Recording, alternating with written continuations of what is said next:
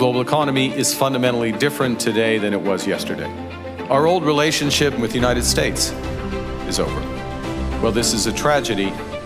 It is also the new reality. Good evening. You're watching Maple State's Breaking News. Tonight, a major shift in North American trade relations is underway. According to Reuters, Canada has officially shipped its first-ever cargo of liquefied natural gas directly to Asia, bypassing the United States entirely.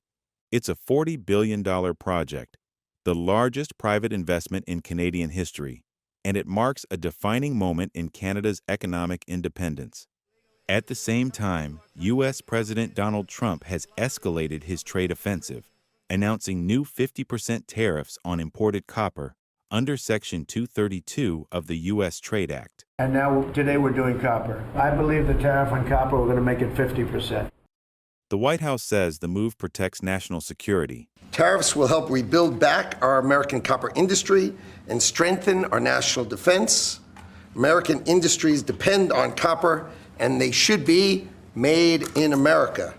But analysts warn it could ignite a fresh round of tariff warfare between two of the world's closest allies. Here in Ottawa, Prime Minister Mark Carney has responded not with retaliation, but with strategy. LNG Canada Phase 2, its expansion in northern British Columbia. This will directly help transform our country into an energy superpower. This project will double LNG Canada's production capacity and make it the second largest liquefied natural gas facility of its kind in the world. Late last night, just before midnight, Carney posted a brief statement promising continued support for Canadian workers and confirming a new trade deadline of August 1st. No speeches, no counter-sanctions, just calm, deliberate timing. And according to senior officials, that silence is entirely by design.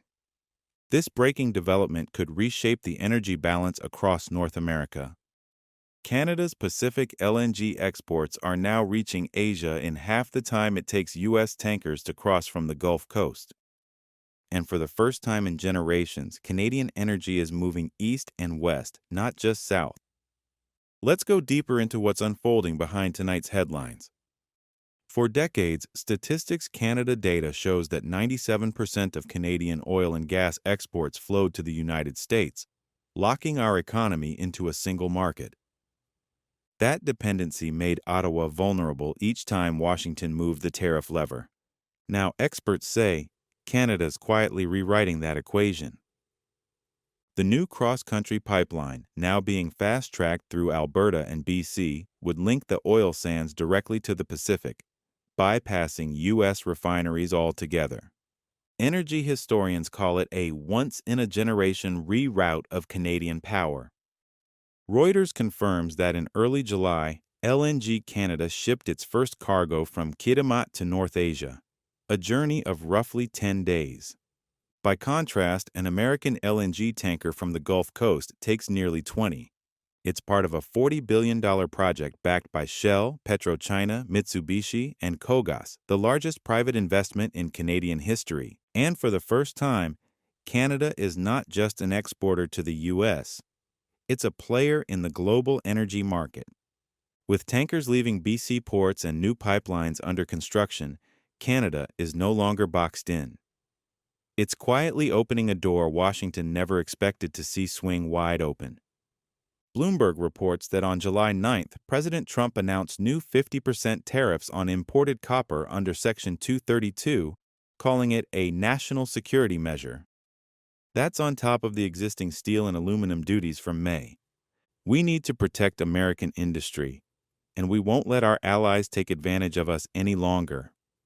But policy analysts at the Brookings Institution say these tariffs hit America's own manufacturing base first.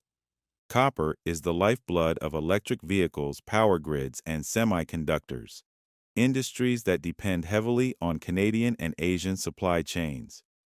Meanwhile, Ottawa has chosen to wait. No threats, no tweets. Instead, it's holding to a new deadline, August 1st, to reevaluate trade terms with Washington. UST before midnight, Prime Minister Mark Carney quietly posted a message, no press conference, no camera lights, simply a pledge that Canada would continue to support its workers and businesses while working toward a revised deadline of August 1st. Diplomatic sources tell Global News Carney's approach was deliberate: pause the clock, steady the markets, and signal stability. Bloomberg Economics reports that since early June, Ottawa has accelerated federal approvals for 3 major energy corridors linking the prairies to coastal export hubs in British Columbia and Quebec.